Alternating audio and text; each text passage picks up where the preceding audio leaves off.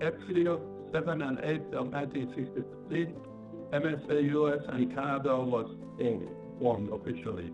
The goal of the MSA US at that time was to assist the local chapters. I went away from college, so I went to UT Austin, and one of the things is that there's very few Muslims there. So what the MSA allowed us to do is basically create a home away from home, so we had like-minded people that we could hang out with, play sports with, and just kind of focus our stuff on the education as well as the religion.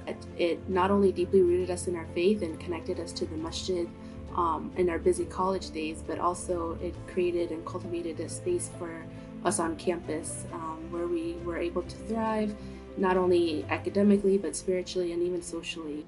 I came to start serving with the MSA of US and Canada in 1996. Everybody wanted a national organization that spoke for all the students and was able to serve the students.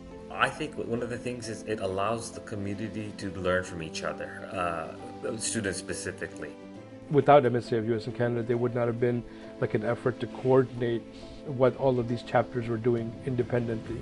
And they all needed different kinds of resources, and so MSA National was able to provide that level of guidance, whether they were doing programming, different advocacy on campus for prayer rooms or halal food or whatever it was, but also as a gathering place. So we had zonal conferences and the Continental Conference. So it was a place of gathering, it was a place of resources, as well as a place of just, general spiritual upliftment. The legacy is that it is the longest continually operating nonprofit organization serving Muslim students for these last 60 years. Through MSA National, multiple organizations have sprouted out from there.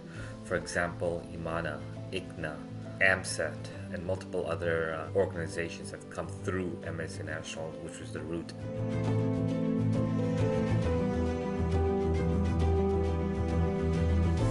In the next 60 years, what I see MSA National is becoming a toolkit for the students. Creating a system whereby there's a transfer of information and knowledge at each chapter so that nobody has to reinvent the wheel.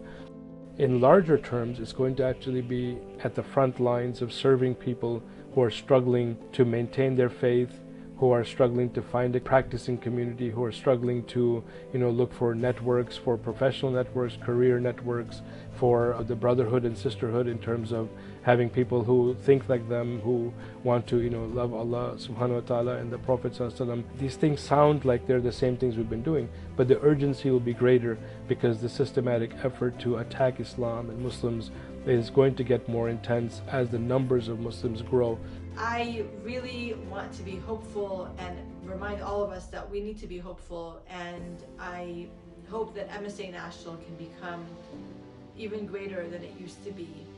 As we look to the future, the next 60 years and beyond, I want to invite you all to join us in bringing together America and Canada's Muslim student associations and building a better community for us all.